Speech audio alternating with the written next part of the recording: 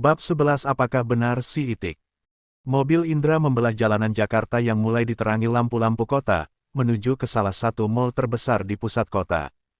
Setelah memarkirkan kendaraannya, Indra dan Feby segera melangkah masuk dan langsung menuju ke pusat toko mainan anak-anak yang berada di lantai atas. Suasana toko yang penuh warna dan dipadati berbagai jenis mainan membuat Feby bersemangat. Langkah kakinya terhenti di depan sebuah rak besar yang memajang berbagai macam robot otomatis. Ia mengambil salah satu kotak mainan tersebut lalu menunjukkannya kepada Indra. "Mas, mainan robot yang ini bagus tidak?" tanya Feby sambil memutar-mutar kotak mainan di tangannya. Indra memperhatikan mainan itu sejenak sebelum menjawab, "Bagus kok. Memangnya anak sahabatmu itu usianya berapa tahun, sayang?" "Baru mau 5 tahun besok.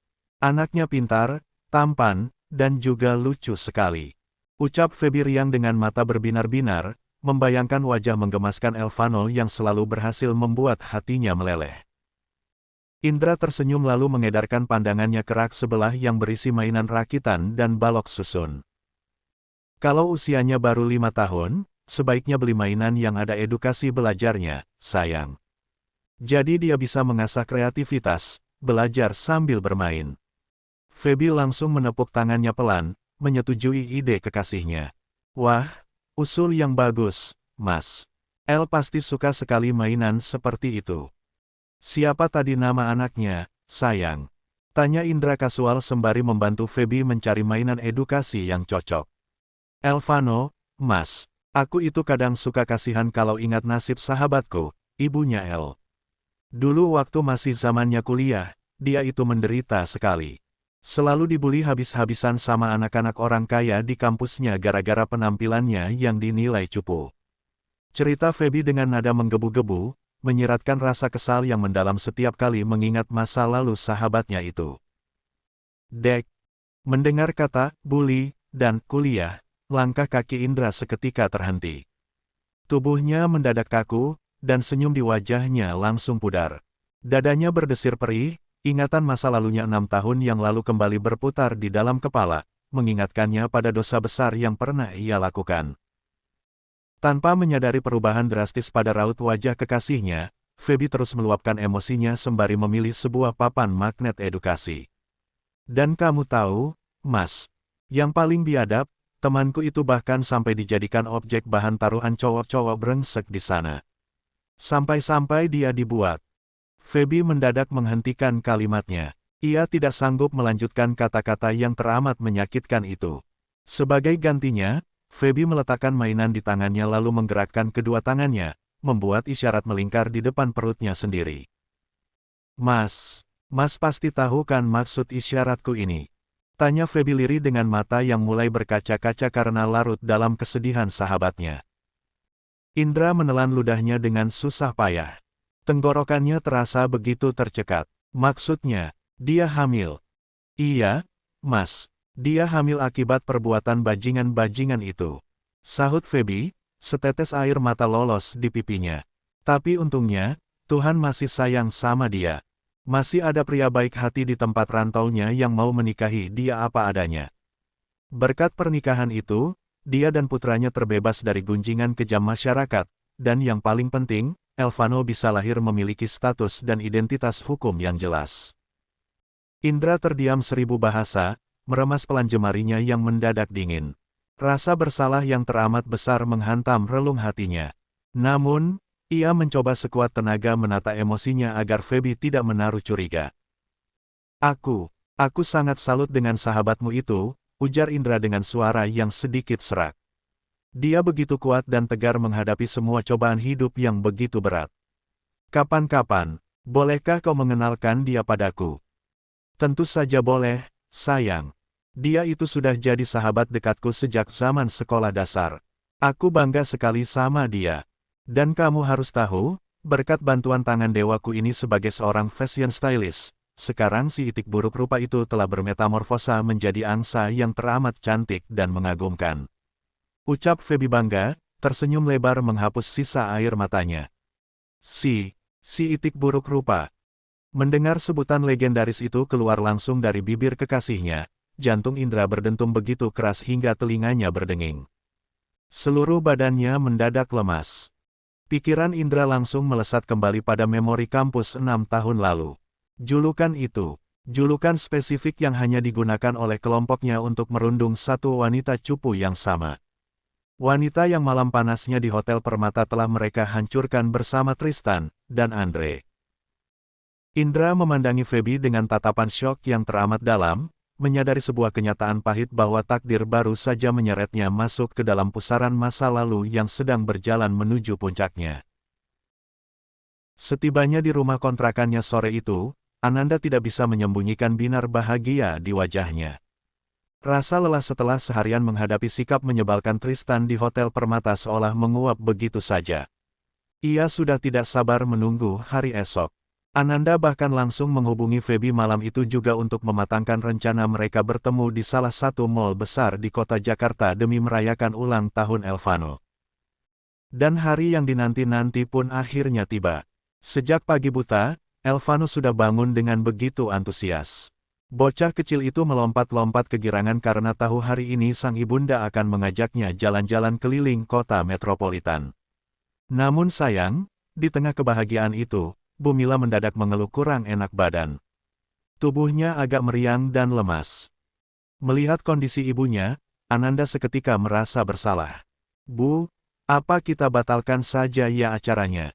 Nanda tidak tega meninggalkan ibu sendirian di rumah dalam keadaan sakit begini, ucap Ananda cemas, bersiap menanggalkan tasnya. Namun, Bu Mila langsung menggelengkan kepala dan melarangnya. Ia tersenyum lembut, tidak ingin merusak hari ulang tahun Elvano yang sudah lama didambakan oleh putri dan cucunya itu. Sudah, kamu pergi sana.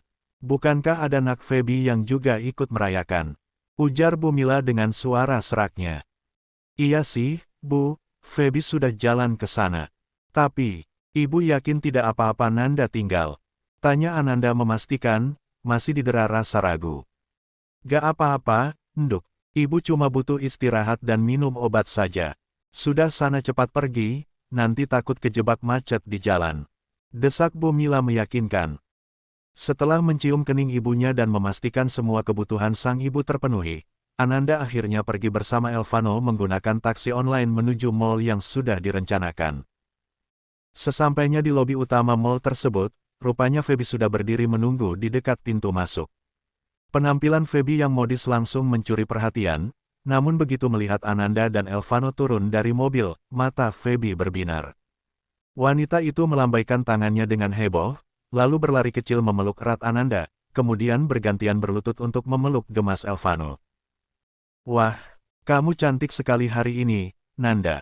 Kau lihat, para pria di sekitar sini sampai tidak berkedip memperhatikan kamu, goda Feby belak-belakan, membuat pipi Ananda merona. Dan El juga ganteng banget pakai baju ini. Tapi, Tante Mila mana? Kok tidak kelihatan? Ibuku sedang tidak enak badan, Bay. Tadi agak meriang, jadi terpaksa istirahat di rumah, jawab Ananda agak lemas. Ya ampun, sakitnya gak pas banget ya sama momen penting ini.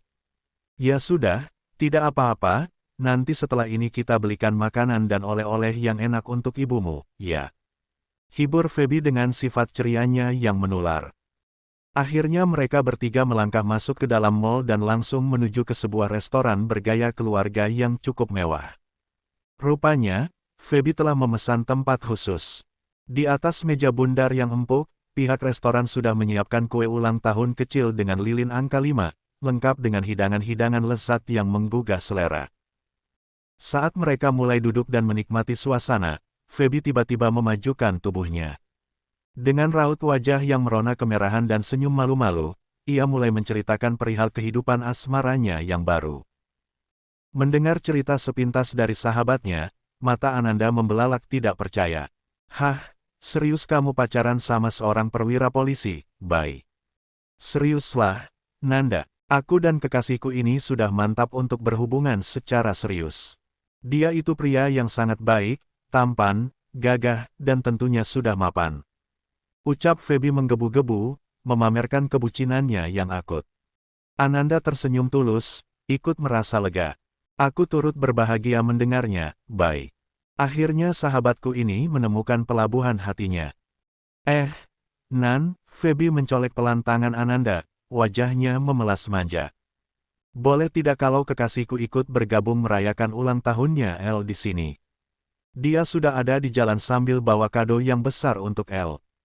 Kebetulan hari ini dia lagi libur dinas.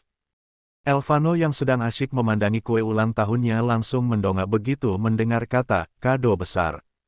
Bocah itu tersenyum kegirangan. Boleh, Tante Feby. El mau kado. Ananda tertawa kecil melihat tingkah putranya, lalu mengangguk ke arah Feby.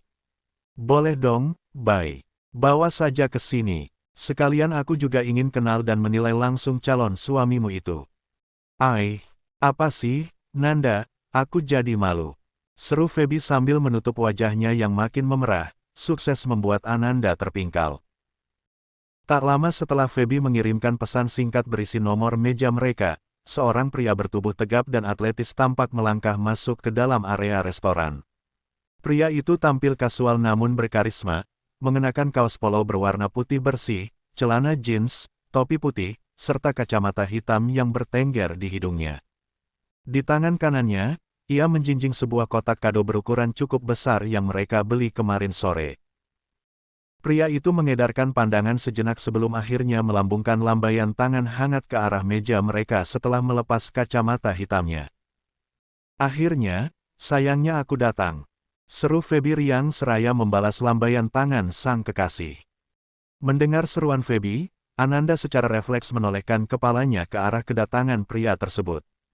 Ia bermaksud memberikan senyuman ramah pertamanya sebagai tuan rumah acara. Namun, begitu bola mata Ananda menatap lekat garis wajah pria berkaos polo putih itu dari dekat, senyumnya langsung lenyap seketika. Tubuh Ananda membeku total, tangannya yang memegang tisu mendadak gemetar hebat. Di sisi lain, langkah kaki Indra mendadak terkunci di atas lantai restoran. Pria tegap itu diam terpaku, matanya membelalak sempurna memandangi wajah wanita yang duduk di samping Feby. Atmosfer di sekitar meja itu mendadak mendingin dan mencekam bagi mereka berdua. Wanita ini, kenapa wajahnya mirip sekali dengan si Itik? Batin Indra menjerit di dalam hatinya, jantungnya berdegup kencang seperti dikejar setan. Indra menatap tak berkedip pada struktur wajah, bentuk bibir, dan tatapan mata teduh yang kini menatapnya dengan pandangan syok sekaligus ketakutan. Ingatan Indra langsung melesat pada cerita Feby kemarin sore di toko mainan tentang sahabatnya yang bertransformasi dari Itik buruk rupa menjadi angsa cantik. Oh my god, apakah wanita di hadapanku ini benar-benar si Itik buruk rupa yang dicari-cari oleh Tristan sampai setengah gila? Kalau memang benar dia, berarti aku tidak perlu bersusah payah mencarinya sampai ke ujung dunia untuk menyelamatkan nyawaku dari Tristan. Batin Indra berkecamuk hebat, menyadari bahwa kunci dari seluruh lingkaran setan masa lalu mereka kini duduk tepat di hadapan kekasihnya sendiri.